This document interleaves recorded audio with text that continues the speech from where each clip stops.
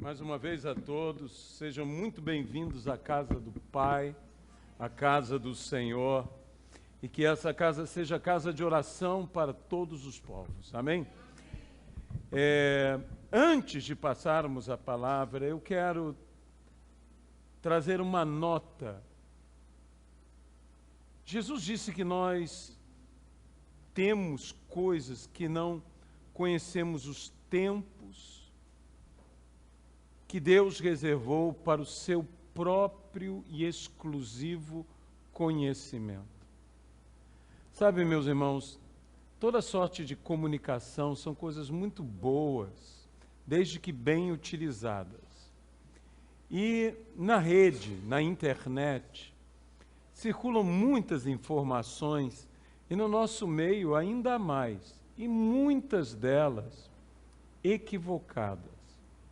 Então, há certas pessoas que têm dito assim: Jesus vai voltar em 2017, já marcando uma data para a volta do Senhor Jesus. Isso nunca deu certo.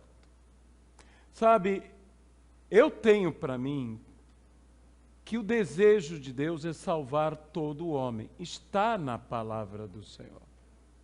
Então, antes que haja um grande, poderoso avivamento, em que vejamos, de fato, multidões e mais multidões se entregando ao Senhor Jesus, eu não creio que estará tão assim próximo o momento da volta do Senhor Jesus. E eu me pergunto o que essas pessoas irão pregar depois de 2017.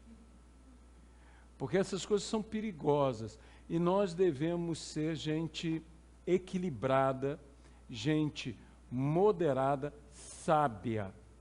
Outra coisa é que alguns que têm pregado isso têm dito: não adianta estudar, não adianta. Sabe, quando o mundo virou do século XIX para o século XX, surgiram essas mesmas palavras, essas mesmas predições, tanto na virada quanto no início. Me parece que algo semelhante acontece. Deixe-me dizer algo para você. Se Jesus vai voltar amanhã, vamos estar fazendo tudo o que temos que estar fazendo. Vamos estar planejando a nossa vida, vamos estar estudando, vamos estar trabalhando, vamos estar criando família, vamos estar educando nossos filhos, vamos estar fazendo tudo que temos que fazer, porque Ele voltará. A Bíblia diz: estarão dois deitados numa cama, um será levado, o outro ficará. Estarão dois trabalhando no campo, um será levado e o outro ficará. Eu prefiro, digo eu, que Deus me encontre trabalhando no campo do que deitando na cama. Eu prefiro que Deus me encontre totalmente envolvido, de modo que há uma regra. Planejemos a nossa vida e de nossa família como Jesus fosse voltar daqui a 100 anos. Mas tenhamos uma expectativa e um temor que daremos contas ao Senhor como se Ele fosse voltar hoje. Amém? Então, cuidado. Eu creio que essas coisas todas, as luas de sangue, os sinais, tudo isso é importante. Mas muito mais importante é que nós estejamos vivendo uma vida íntegra, uma vida santa, uma vida justa diante de Deus e diante dos homens, honrando pai e mãe, honrando, inclusive, e respeitando as autoridades. Tomemos muito cuidado com estas coisas. Eu gostaria, então, de convidar a você a abrir a sua Bíblia num texto que está em Tiago, capítulo de número 4. Tiago, capítulo de número 4. Amado e querido Senhor, ajuda-nos aqui, pelas misericórdias de Cristo, a entregarmos a Tua palavra segundo a Tua vontade. Dá a Tua bênção a todos nós, e dá a Tua graça a todos nós, e fala aos nossos corações e aos nossos entendimentos. Tiago, capítulo 4, versículo 7 e versículo 8. Sujeitai-vos, portanto, a Deus, mas resisti ao diabo, e ele fugirá de vós. Chegai-vos a Deus, e ele se chegará a vós outros. Purificai as mãos, pecadores, e vós, que sois de ânimo dobre, limpai o coração. Podemos continuar até o versículo 10. Afligi-vos, lamentai e chorai. Converta-se o vosso riso em pranto, a vossa alegria em tristeza. Humilhai-vos na presença do Senhor, e Ele vos exaltará. Que Deus abençoe a sua palavra em nossas vidas, no nome de Jesus Cristo. Tiago fala estas palavras inserido num contexto. Se nós simplesmente falarmos dessa palavra fora do seu contexto, entramos no perigo de compreendê-la equivocadamente, erroneamente. Tiago está falando sobre a origem de contendas. Aonde estão as rixas, as brigas, as guerras que surgem no nosso meio? E diante destas realidades de contendas, Tiago, então, chega a uma conclusão. Por isso ele disse, portanto, diante de tudo isso que eu expressei, dos problemas de relacionamento humanos, sujeitai-vos a Deus, mas resisti ao diabo. Antes de falarmos sujeitai-vos a Deus, eu quero pensar essa palavra resistir ao diabo. Porque esse verbo grego que está usado aqui, resistir, vai muito além de suportar um ataque ou de suportar um golpe, ou como diríamos de uma maneira mais corriqueira, suportar pancada.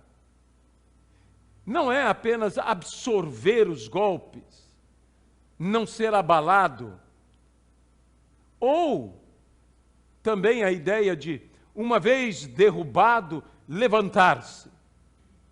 Isso é importante.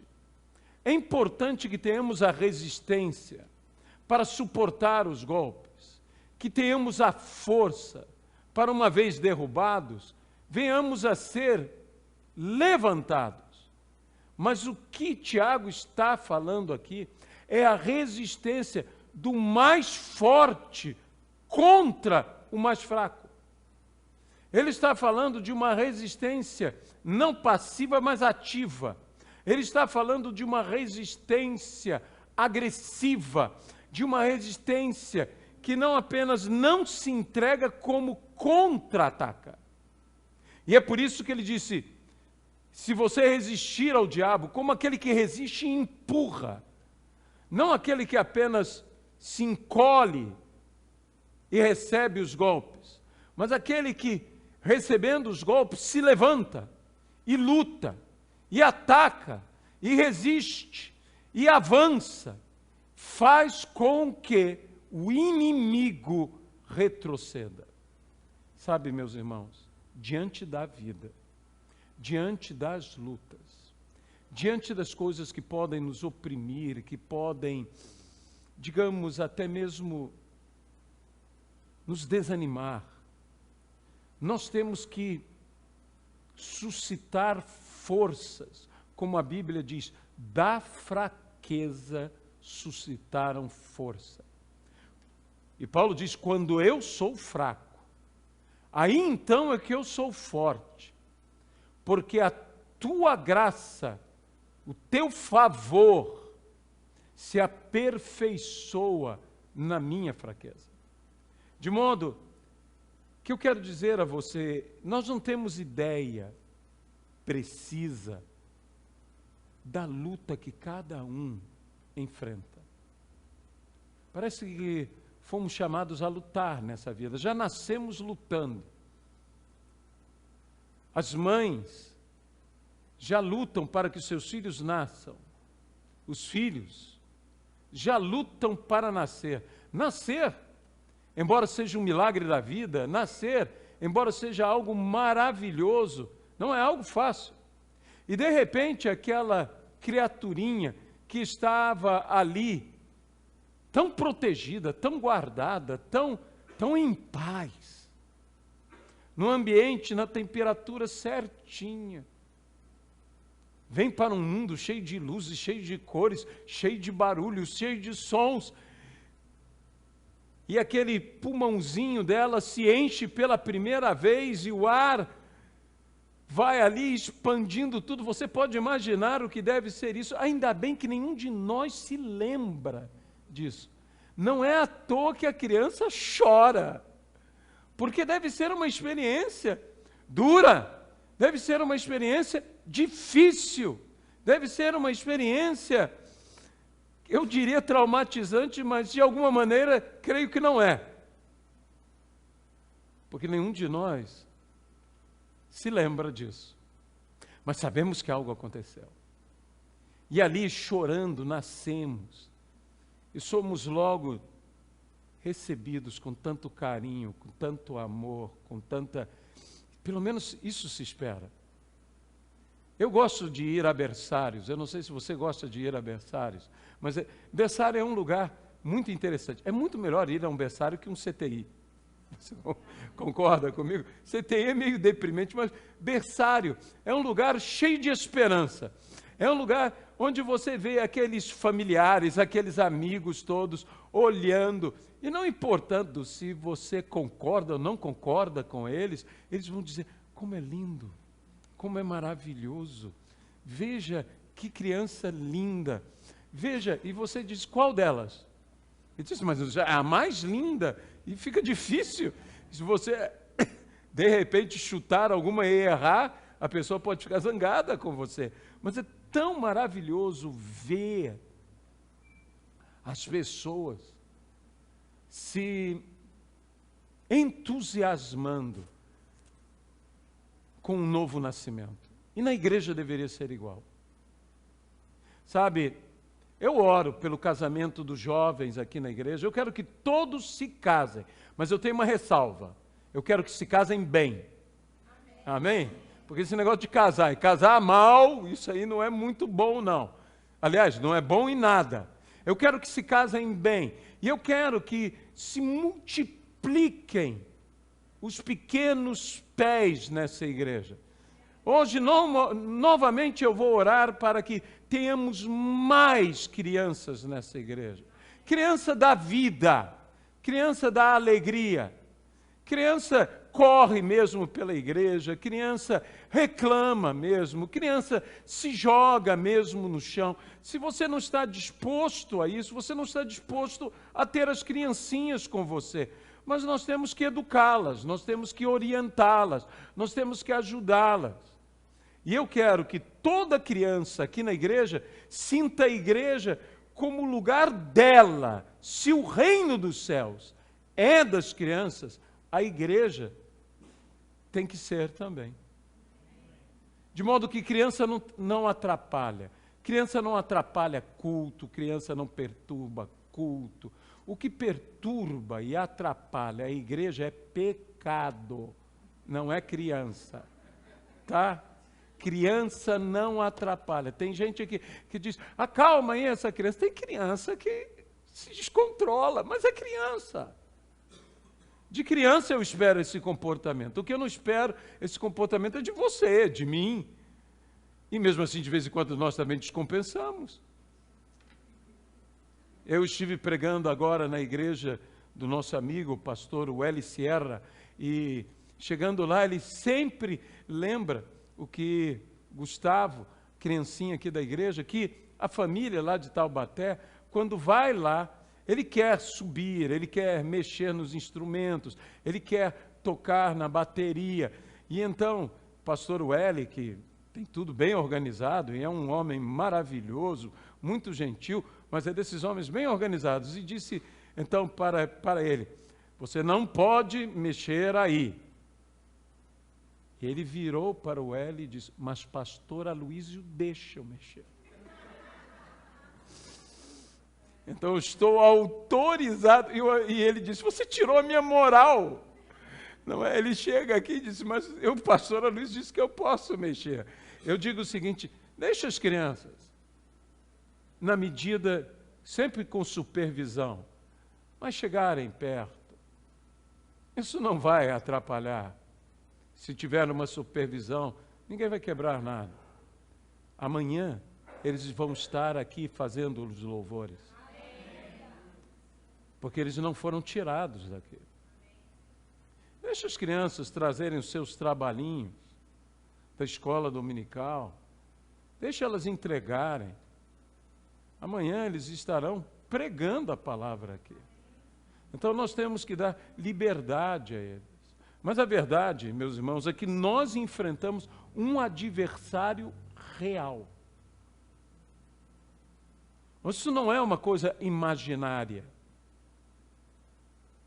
O diabo não é o mal da humanidade. Ele é uma entidade verdadeira. Quando Cristo andou neste mundo, uma das constantes do ministério de Jesus era curar enfermos e expulsar demônios.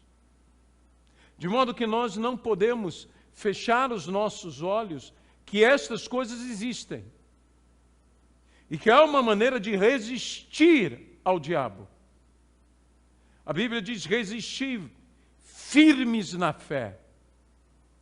E ele, como li aqui, ele fugirá de vós.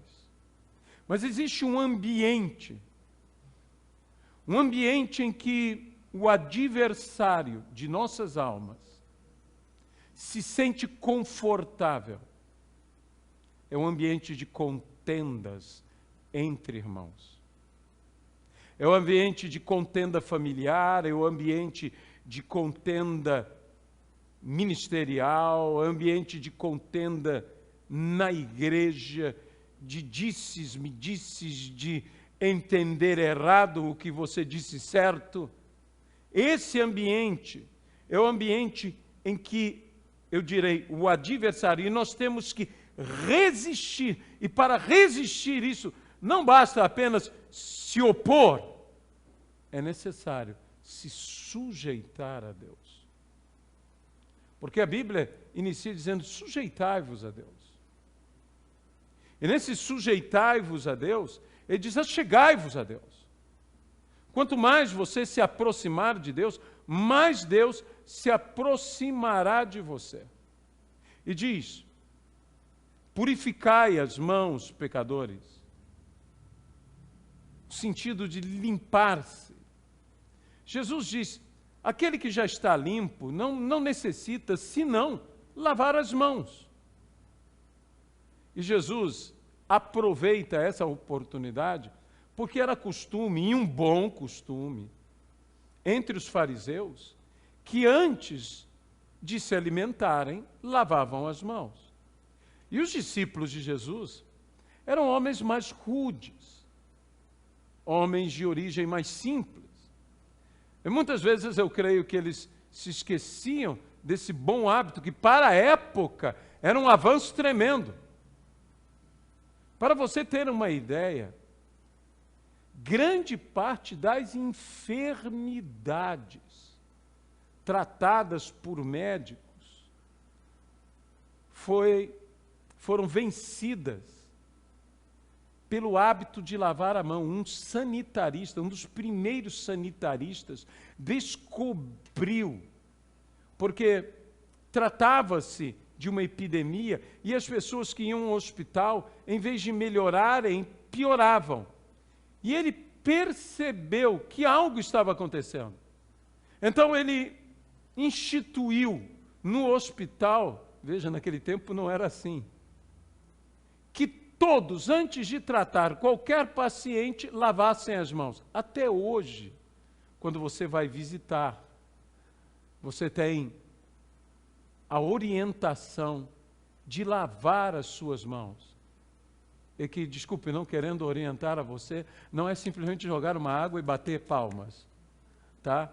Você deve lavar até quase a altura dos seus cotovelos, você deve lavar entre os dedos, principalmente, esfregando, passando aquele detergente, é mais do que um sabão, e você deve depois deixar a água corrente ir, e aí você deve estar. E quando sair, lave novamente, para que você não traga contaminação para fora. Porque a maior parte das contaminações que existem na nossa sociedade vem através da mão, para passarmos para outros, e dos pés para que entrem em nós.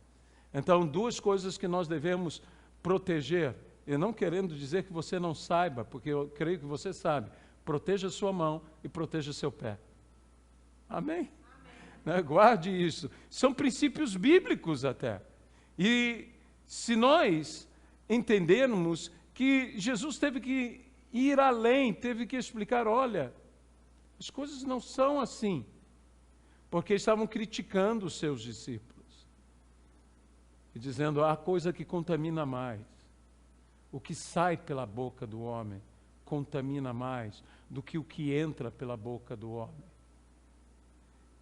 E Jesus estava falando das palavras que nós proferimos, contaminamos a nós próprios e podemos contaminar a outros com as palavras que falamos. É por isso que diz aqui que nós devemos nos afligir, que nós devemos lamentar e chorar. O que Jesus está querendo? Que nós tenhamos angústia, que nós tenhamos tristeza, que nós vivamos uma depressão? De forma nenhuma.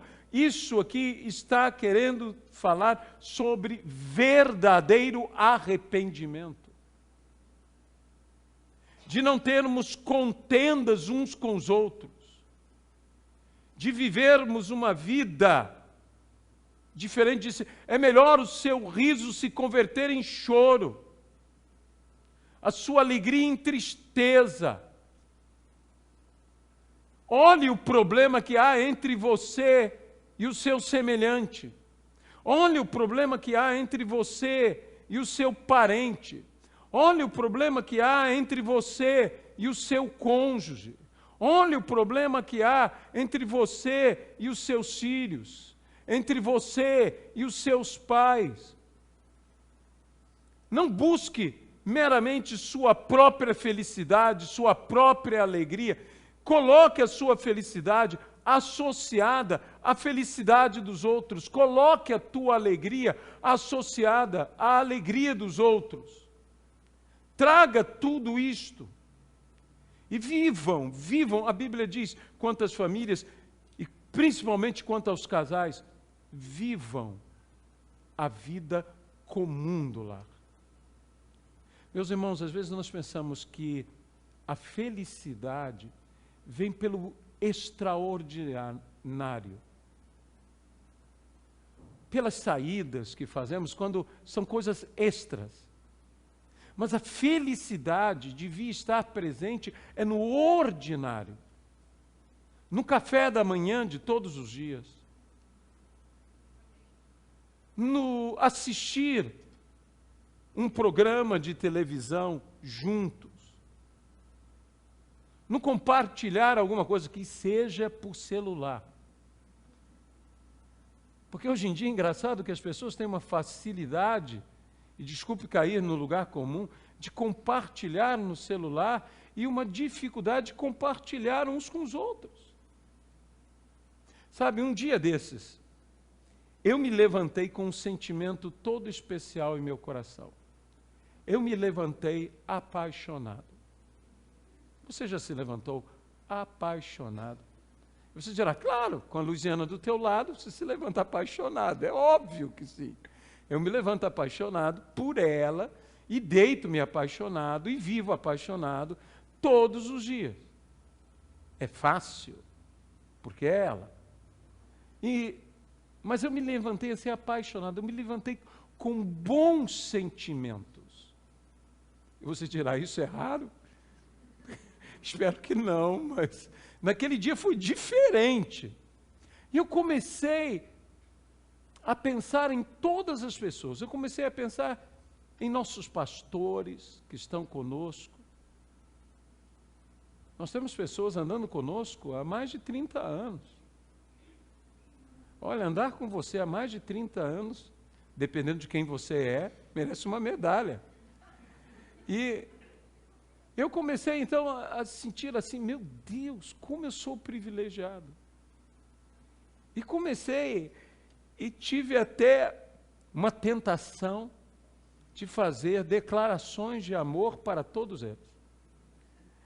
Dizer como você é um bom amigo, como você é um bom companheiro, como você é um conselheiro fiel, como você é um amigo verdadeiro, que não somente está junto nos momentos bons, mas nos momentos difíceis. E falei, meu Deus, e me controlei um pouco, que eu disse, era tanta pessoa que vinha à minha mente, tanta gente que vinha ao meu coração, uns que estamos mais próximos, outros que estamos bem mais distantes, até mesmo geograficamente dizendo, que estão muito longe, mas que guardamos relacionamentos, sentimentos, bons sentimentos. E eu dizia, Senhor, isso devia ser nosso sentimento todo dia. Isso devia ser. Que nós deveríamos nos relacionar assim. E eu comecei a pensar como é que nós nos tratamos, como é que nós nos relacionamos no dia a dia, aqui na igreja. Nós não podemos ter meramente um encontro casual na igreja. Nosso relacionamento tem que ir além do momento de culto. Quando nós falamos nos sujeitar a Deus, nós estamos falando de amar a Deus, e ninguém pode amar a Deus se não ama o seu irmão. Se nós estamos falando de termos um relacionamento profundo com Deus, nós também precisamos ter um relacionamento profundo. E eu vou dizer uma coisa a você, há certas coisas, há certos erros dos quais nós temos que nos arrepender. Há certas falhas. Eu não sei se isso acontece com você. Deixa-me fazer uma confissão pública. Existem falhas minhas que eu penso que, longe de me arrepender, eu até me orgulho delas. Há vezes, e não poucas, que eu digo uma frase e que estou buscando me arrepender dela. Olha, você tem que entender que eu sou alemão. Eu tenho um comportamento alemão. Então, eu sou reservado. E atrás dessa frase, isso foi algo que Deus me apertou. Eu não sei se isso acontece com você. Atrás dessa frase, eu me escondo. Atrás dessa frase, há erros com os quais eu estou tão apegados a Ele, que eu transformo minhas falhas em minhas virtudes. Eu digo, é bom ser reservado, é bom ser sério, é bom ser disciplinado. Sabe, uma das maiores desculpas do povo alemão na Segunda Guerra Mundial é que nós obedecíamos apenas ordens.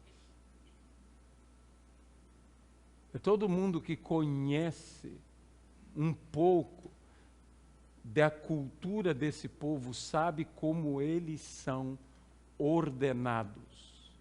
Você sabia que a Alemanha, na década de 30, era a nação mais culta do mundo? Isso falam os historiadores. Como a nação mais culta do mundo foi cair num sistema como o nazofascista. Como uma nação com um povo com valores e altos valores caiu, porque cada vez mais se escondia, se desculpava, não se arrependia, via o que estava acontecendo, mas fechava os seus olhos. Para você ter uma ideia, eu estava lendo sobre um policial alemão, e que foi dado à polícia alemã a autoridade para ir nas casas alemães e acabar com a vida de deficientes. Você sabia que isso aconteceu? Nós ouvimos isso, falamos, isso não pode ter acontecido. Eu não estou falando apenas do que eles mataram de judeus, eu estou falando do que eles mataram alemães também. E o policial contava que ele foi a uma instituição católica, e ali a madre superiora, líder da instituição, apresentou um menino que, embora tivesse 16 anos, aparentava fisicamente uns 8 anos, e disse, ele tem um retardo completo físico, mental, e ele jamais será útil para ninguém, nem para ele mesmo. E ele estava ali para tomar as crianças que não fossem úteis e levá-las para matá-las. E uma religiosa, uma mulher que deveria, e que uma instituição que se propunha a ajudar essas pessoas, mataram. Como isto acontece? Da mesma maneira que acontece conosco, meus irmãos. Porque nós vamos nos dando desculpas, nós vamos buscando virtudes aonde não há virtude, dizendo, eu estou fazendo um bem a essa pobre criatura que não pode viver, ela tem o direito de viver, Deus lhe deu o dom da vida. O trabalho desta missionária Luz, impressionante, né, Heitor? O que ela mostrou aqui, eu disse, meu Deus, como uma pessoa pode ir em 14, 15 anos alcançar o que ela alcançou, sabedor que na religião islâmica, o que nasce com um defeito é tido como maldito. Então, o que ela fez? Ela toma essas crianças, toma essas pessoas e diz, vocês não querem elas? Deem elas para mim. Eu vou cuidar delas. Eu vou alimentá-las, eu vou treiná-las, eu vou educá-las, eu vou capacitá-las. É proibida de pregar.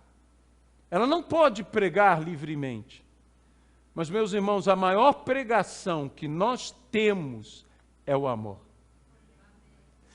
Benjamin Franklin dizia, não há melhor sermão do que um bom exemplo. E eu concordo plenamente com Benjamin Franklin. O melhor sermão, a melhor mensagem que nós podemos ter é um bom exemplo. A Bíblia diz sobre a esposa, que o esposo ainda não é convertido. A Bíblia diz, fique calada. Parece que as igrejas nos orientam o contrário. Convença o seu marido. Isso é trazer até uma desarmonia dentro da casa. Diz, sem palavra alguma, segundo o seu justo procedimento, ele será ganho para a palavra. Nós não temos que entrar. Sabe o que acontece quando você pega um conceito e confronta com outro conceito? Você tem uma guerra. Uma guerra de preconceitos, porque são conceitos pré-concebidos. Não é pela disputa intelectual, pela maneira de tentar convencer o outro. Ao contrário, a Bíblia diz, se nós temos que pregar, diz, falem. E diz, e o Espírito Santo convencerá do pecado, do juízo e da justiça. Apenas temos que falar. A missionária Luz estava dizendo aqui, e eu já havia ouvido isto, do reverendo Antoine Gibi. Alguns se lembram do reverendo Antoine Gibi. Estou com saudade dele. Um bom homem, não é? Temos que trazer esse nosso amigo já mais idoso, quem sabe, não é? Consigamos que ele venha aqui. Temos que entrar em contato com ele. E o reverendo Antoine Gibi está dizendo, Aloísio, existem inúmeras famílias que estão se convertendo no mundo islâmico. No mundo islâmico. Quando você vê essas cenas que estão matando, inclusive islâmicos, que estão dizendo que não são bons muçulmanos, alguns deles, não todos, alguns deles, não são apenas islâmicos liberais, são verdadeiros cristãos, que estão tendo experiência com o Senhor, e estão sofrendo martírio. Sabe por quê, meus irmãos? Porque de fato as pessoas estão tendo visões, estão tendo sonhos. E o reverendo Antoine disse algo que a missionária Luz aqui reforçou, que pessoas cristãs recebem pessoas muçulmanas que se tornam amigos e recebem em sua casa. Então é costume no Oriente Médio que às vezes, quando fica muito tarde, fiquem na casa. E eles têm um quarto de hóspede. E esse quarto é o quarto que eles oram. Esse quarto é o quarto que eles clamam e que eles pedem. Então eles fazem de tudo para a pessoa ficar e dormir no quarto deles. E quando dormem no quarto deles, as pessoas têm sonhos. E sonham com Jesus. Nós, através do pastor Johan Kandelen, aquele finlandês que esteve conosco há muitos anos, ele nos falou sobre uma senhora, filha de um sacerdote muçulmano, que entre as orações diárias do muçulmano, há uma oração que todos nós temos que concordar com ela, que é a seguinte: o Deus da verdade me revele a verdade. Quem pode dizer amém a isso? O Deus da verdade me revele a verdade. E ela, então, em uma de suas orações, teve a experiência e chegou ao seu pai, que era sacerdote muçulmano e exorcista muçulmano. E o exorcismo muçulmano, você pode imaginar como deve ser agressivo, né?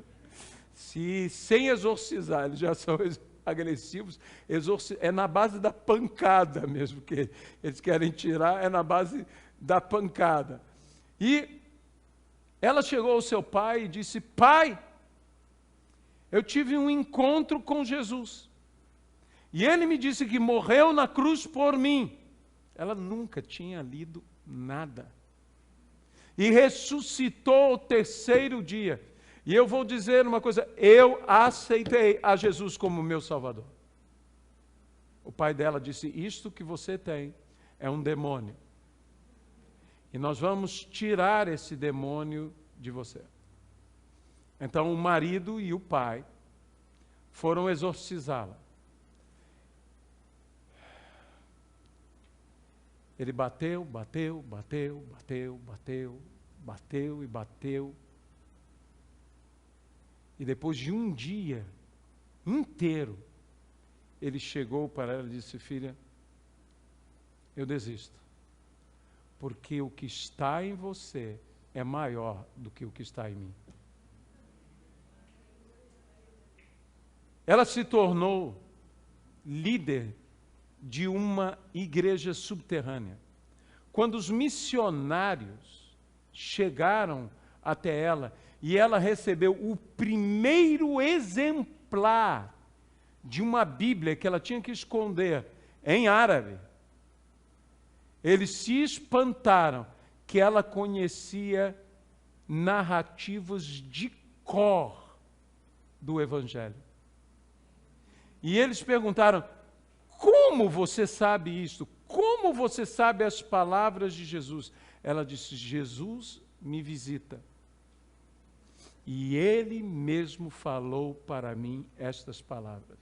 Ela sabia o sermão do monte. Você pode imaginar uma coisa dessas? Meus irmãos, nós não temos ideia do que Deus pode fazer na nossa vida. Da harmonia que Deus pode trazer para a igreja, para o lar, para os negócios, para a nação. Nós oramos aqui pela nação. O que estamos fazendo? Estamos simplesmente orando, pedindo por um desencargo de consciência, por uma responsabilidade religiosa de oração. Ó Deus, cuida do Mato Grosso do Sul. Não, nós cremos que a história do Mato Grosso do Sul vai mudar. Nós oramos pelo nosso Rio de Janeiro e cremos que o nosso Rio de Janeiro vai mudar. Nós oramos pela nossa nação brasileira e cremos que a nossa nação brasileira vai mudar. Meus irmãos, deixe-me dizer uma coisa. Existe muita coisa errada na nossa nação. Mas algo está acontecendo na nossa nação. Primeiro, que está vindo à tona toda esta imundície. E é como alguém que está espremendo um tumor, está saindo todo aquele líquido asqueroso, fedorento, repulsivo, mas algo está acontecendo. E as pessoas dizem: mas poxa vida, a impunidade, isso, aquilo, são coisas que nós temos que vencer. Mas nós vamos vencer isso.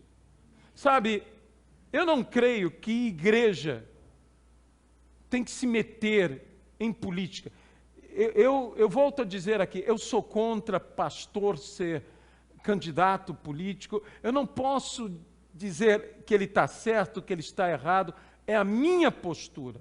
Eu sou contra nós chegarmos aqui na igreja e principalmente do púlpito, dizemos: vote em fulano, vote em Beltrano. Eu acho que a igreja tem que orientar as pessoas para que elas tenham uma consciência e inteligência e façam a sua escolha segundo as suas necessidades, segundo a sua visão. Se uma pessoa quer votar nesse ou naquele, que vote segundo a sua consciência.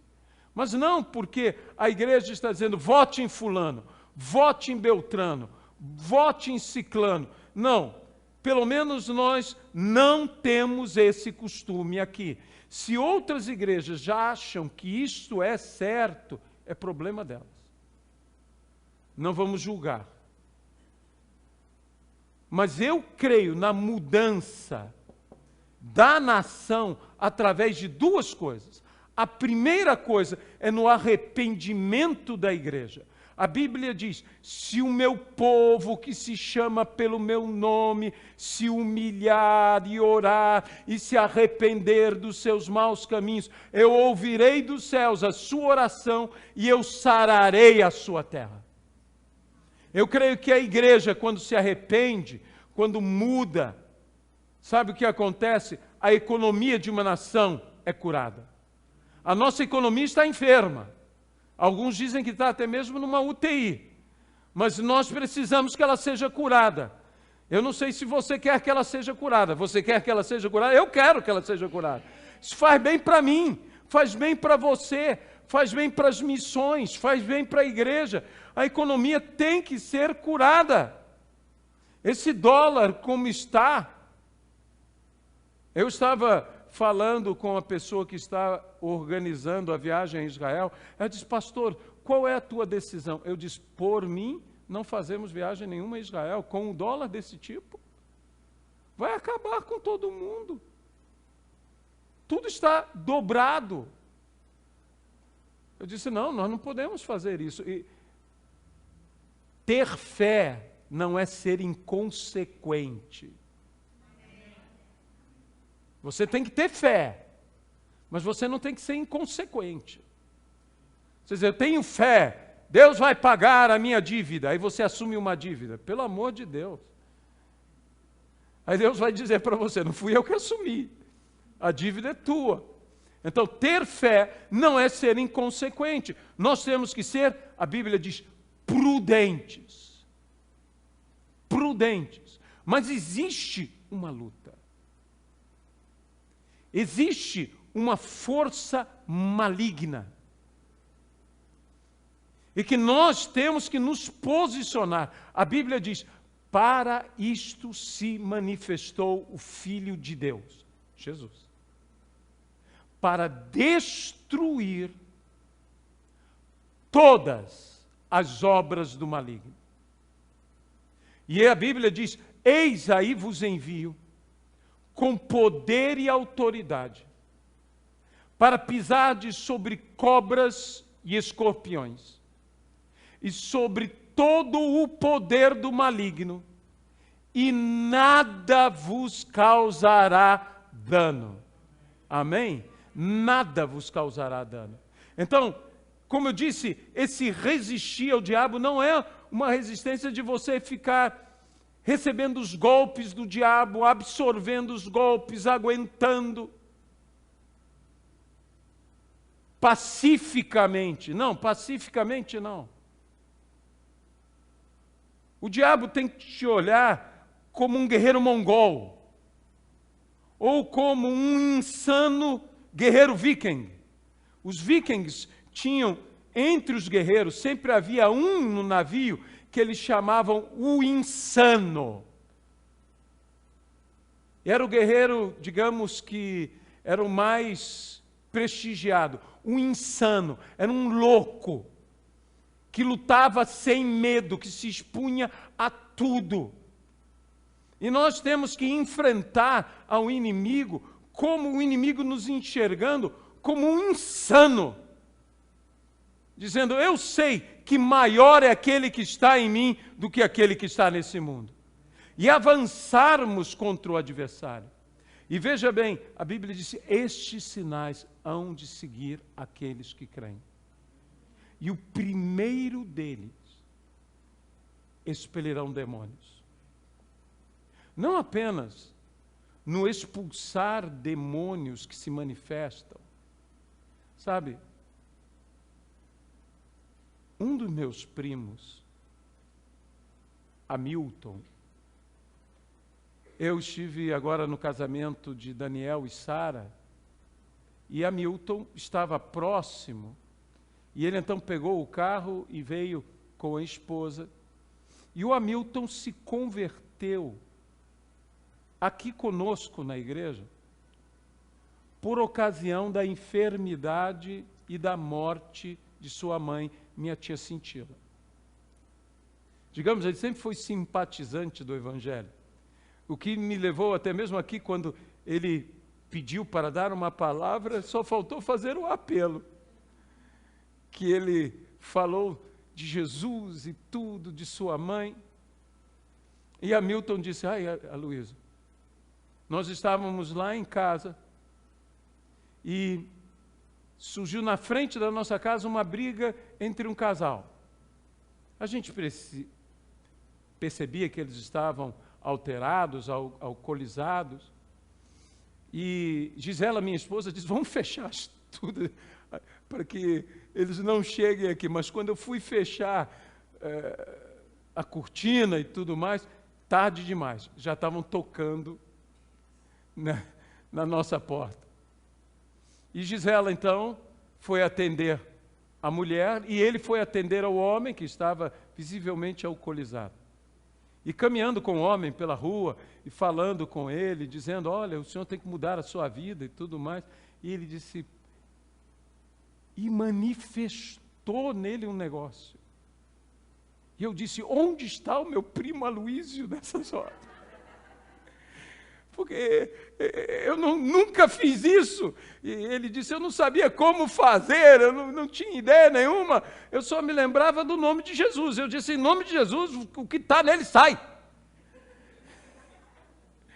E meio sem jeito, eu acho que o próprio demônio ficou sem entender muitas coisas, né? Mas acabou indo embora e o homem ficou normal. Meus irmãos, se você crê, a primeira coisa que vai se manifestar na tua vida é uma autoridade contra as trevas. Não só no que possui um corpo, uma mente, uma vida, mas as trevas. Quando você chegar, se você é luz, se você chega num ambiente de trevas, as trevas acabaram. Porque você é luz. A coisa é assim. Então é forçado a acontecer algo. Resistir ao diabo. E ele fugirá de vós. Mas em que contexto estava isso? Volto a dizer, na origem das contendas.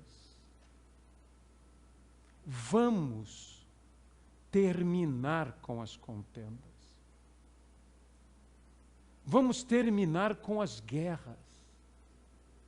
E eu quero dizer mais uma coisa, se há parentes seus, que você ache que sejam impossíveis de se converter ao Senhor, comece a ter uma postura de paz e comece a entregá-los ao Senhor. Que eu vou dizer uma coisa, eles vão ter sonhos. Você está me ouvindo? Eles vão ter visões. Eles vão ter experiências. Eles vão se entregar ao Senhor. Eu me lembro, e com isso eu termino, de um pastor que já está na glória, chamado Barbosa. Barbosa, um belo dia chegou, ligou para mim e se encontrou comigo dizendo,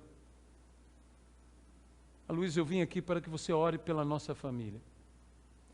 Eu disse, mas pastor, você foi um dos meus professores, você é um homem tão respeitado. Ele disse, você sabe que eu tenho um filho, um único filho homem. Meu filho foi para a América. E na América ele se desviou. Ele começou a ir em bares, começou bebendo. E já me informaram que ele já está, inclusive, usuário de drogas. Você pode imaginar o que é isso para mim e para minha esposa. Nós temos orado, mas existe um momento que nós precisamos de que alguém mais ore conosco. Eu disse, pastor, vamos crer. Que não importa, Deus é Deus de perto. Deus é Deus de longe. E lá onde ele está, Deus vai alcançá-lo. Nós nos ajoelhamos ali, oramos os três juntos. E eu pedi, Senhor, de alguma maneira, alcança esse rapaz. Alguns dias depois, pastor Barbosa me liga. E ele diz, Aloísio, eu tenho algo para te dizer. Você se lembra do dia em que nós estivemos aí e oramos juntos de joelhos? Pois bem, eu fiz as contas, meu filho me ligou, e meu filho, no momento em que nós estávamos orando, respeitando os fusos horários, no exato momento, meu filho passou em frente a uma igreja, lá nos Estados Unidos. Os hinos estavam sendo entoados lá dentro. Meu filho entrou. E quando entrou, irrompeu em lágrimas. E se entregou ao Senhor Jesus. Ele saiu dali decidido a ser um pastor como o pai dele. Já está inscrito no seminário e vai, próxima semana, começar os seus estudos. Esse é o nosso Deus. Esse é o nosso Deus. Isso é resistir ao diabo. Você recebe uma notícia como essa, ou você se abate, ou você se entrega, ou você diz, o diabo venceu, o diabo ganhou, e você simplesmente abaixa, fecha os seus braços sobre você, e vai recebendo os golpes, e vai recebendo os golpes. Ou você se levanta e diz, eu farei o inimigo fugir, eu farei toda essa realidade retroceder, eu farei tudo isso mudar. Maior é o que está em mim do que aquele que está nesse mundo. Ele sempre me conduz em triunfo. Eu creio que eu verei a bondade do Senhor na terra dos viventes. Eu não vou aceitar essa condição na história da minha vida. Eu não vou ter essa derrota. Eu não vou ter essa humilhação. Eu vou vencer. Eu vou me levantar. Se o diabo vem, se o diabo te ataca, não resista apenas os golpes. Não se levante apenas das quedas. Avance, empurre o inimigo. Saiba que você é mais poderoso. Saiba que você pode vencê-lo. Saiba que ele não tem dúvidas de que você tem autoridade sobre ele. Por isso, não se entregue a uma condição mental reprovável. Sabe, o diabo não é apenas nosso inimigo, ele é nosso acusador. E ele não é apenas pai da mentira, ele não tem problema de usar até umas verdades distorcidas contra nós. Ele pode dizer a você, isso é consequência. Você plantou, agora colha. Você não tem como fugir disso. Existe muita argumentação do adversário. Não se entregue a isso. Saiba que Jesus entrou na nossa vida para mudar o destino da nossa vida. Para onde ela vai. Sim, a minha vida deveria ir para um lugar, mas Jesus está me levando a outro destino, a outro lugar. Você não tem que aceitar isso. Sim, eu errei. Sim, eu falhei. Olha, meus irmãos, um dia desses eu falei com meus filhos. Eu disse, olha, eu e tua mãe fizemos o melhor possível. Eu busquei ser um pai extremamente disciplinador, educador. Eu disse, eu busquei fazer o melhor que eu podia fazer como pai. Mas a verdade é que eu sou um homem falho. E que eu devo ter errado em algumas coisas. E que hoje eu vejo, às vezes, certas coisas nos meus filhos e que vejo os meus erros neles. E digo a eles, olha, mas vocês são do Senhor. E se alguma coisa eu fiz que não foi o melhor que eu podia ter feito, e até mesmo, digamos, eu conduzi errado, e forneci a vocês uma formação nesse particular errada, eu creio que Deus vai consertar tudo isso. Eu disse, eu creio. Nós somos pessoas falhas, mas Deus pode consertar tudo isto. De modo, meus irmãos, que eu quero dizer o seguinte, me chame de triunfalista, me chame do que você quiser, mas eu creio na bênção de Deus. Eu creio que Deus vai te dar bênção sobre bênção. e que todas as pessoas aqui nessa igreja serão ricamente abençoadas com toda sorte de bênçãos espirituais e também materiais. Eu quero que você seja materialmente abençoado, por que não? Por que não? Bênção material também alegra. E alegra mesmo. E bênção familiar. Eu já vejo as criancinhas, a Isabela crescendo, o João Pedro crescendo, né?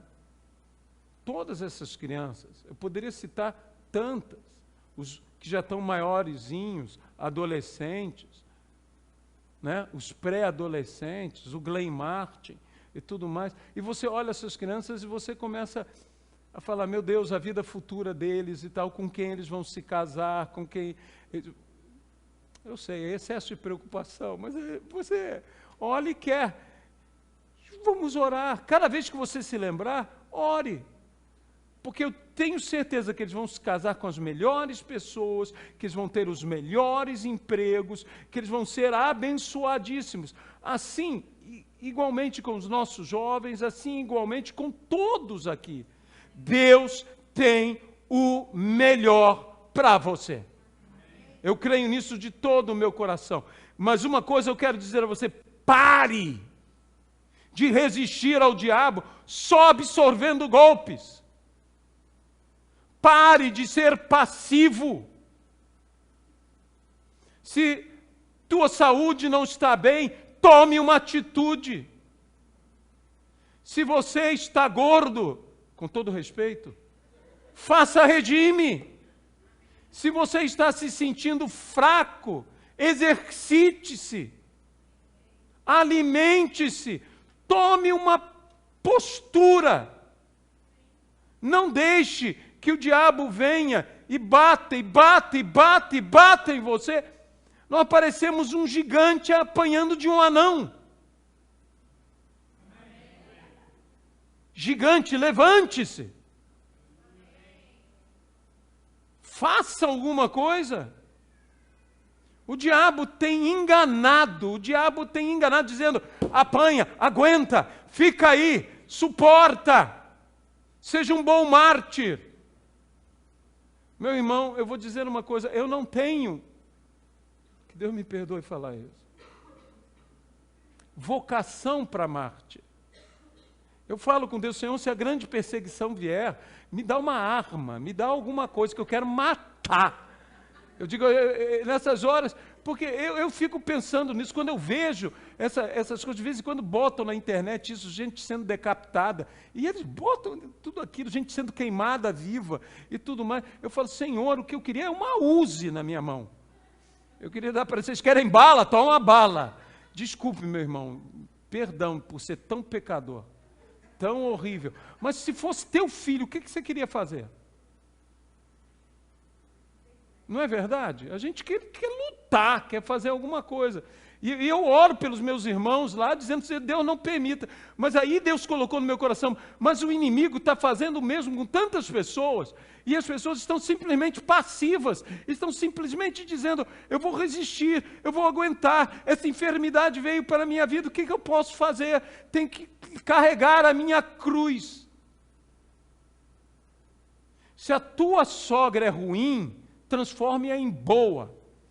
Que tem gente que diz, é a minha cruz, que eu tenho que levar a minha sogra. Desde quando sogra é cruz, meu irmão? Não pode ser. Sogra na minha vida foi uma benção. Tem sogra que é sogra. Tem sogra que é sogra. Tem gente que dá motivo à fama. Tem gente que é assim, mas pelo que eu vejo, a maior parte não é assim. É que tudo é difícil mesmo. É difícil perder um filho. É difícil ver o filho ir e tudo. É difícil cortar certos laços, mas não tenha medo, eles nunca vão embora. Eu digo isso aqui, eles voltam e com mais gente. Você não se preocupe. Não se preocupe, porque eles voltam com mais gente. Você pensa, agora eu vou ficar sozinho aqui, não é? O pastor Heitor é meio parecido comigo nesse negócio. Eu acho que ele fica pensando assim, vou eu e minha esposa, agora nós estamos livres. Vou correr nu pela casa. Eu não sei se você tem esse desejo. Eu sei que o Heitor é muito parecido comigo. Porque você sozinho, você pode correr nu pela casa. Ninguém vai te reclamar, né? Tua esposa já está acostumada com você. Desculpe, tá? Mas ninguém vai te dizer, mas que barriguinha, hein? Ninguém vai falar nada de você. Ninguém vai dizer nada disso, porque você está à vontade e tudo mais. Mas a gente fica pensando assim, mas eles voltam. E eles vêm com muita gente. E você gosta. Meus irmãos, para que nós vamos nos entregar? Saia. O cerne dessa palavra, saia da sua passividade. Saia. Você está enfermo, não aceite a sua enfermidade. Trate-se, vá ao médico, porque médico é bênção, remédio é bênção. Tem uma indústria farmacêutica terrível aí, mas remédio é bênção, remédio é bíblico. A Bíblia fala que serão remédio. Trate-se, cuide-se. Se você está insatisfeito com teu trabalho, comece a buscar outro, aperfeiçoe-se, faça cursos, aprenda línguas, evolua, não fique passivo. Vamos nos levantar. E se o inimigo tem feito coisas, se tem vindo depressão na sua vida, se tem vindo desânimo, se levanta, erga-se, encare a vida, diga, eu vou me levantar, eu vou para frente, eu vou andar, eu não vou ficar prostrado aqui, eu não vou ficar na cama aqui. Existem coisas que, saiba do seguinte, a vida às vezes vai embora quando você desiste de viver. Os médicos todos veem isso nos hospitais, quando a pessoa desiste de viver. Agarre-se à vida, lute, levante-se, empurre o diabo, empurre a doença, empurre os problemas, avance contra eles, eles vão fugir de você. Deus Todo-Poderoso, nós entregamos esta palavra e te pedimos que o Senhor nos dê esse caráter guerreiro, esse caráter lutador, para que não mais nos entreguemos a um martírio sem propósito, a sofrer por sofrer. Senhor, levanta-nos em Tua força e em Teu poder, faz-nos fortes, faz-nos mais que vencedores, e que possamos fazer retroceder todas essas coisas, que o diabo fuja diante de nós. Nós nos sujeitamos a Deus, nós nos arrependemos de nossos erros, nós pedimos ao Senhor que essa resistência que se levanta com força e empurra o inimigo, exista em nós. No nome de Jesus Cristo. E aonde o inimigo se esconde, onde há forças espirituais malignas, a nossa luta não é contra sangue nem contra carne, mas contra todo principado e potestade, contra todo o poder maligno, contra todas as forças espirituais do mal nas regiões celestes. Nós repreendemos a ação maligna, toda obra de feitiçaria, de bruxaria, de encantamentos. Nós repreendemos essas coisas. Sobre os teus filhos, só a tua bênção. E sobre aqueles, nossos amados, que ainda não se converteram, agora entregamos cada um deles na mão do Senhor. Que eles se convertam pelo poder do nome de Jesus Cristo.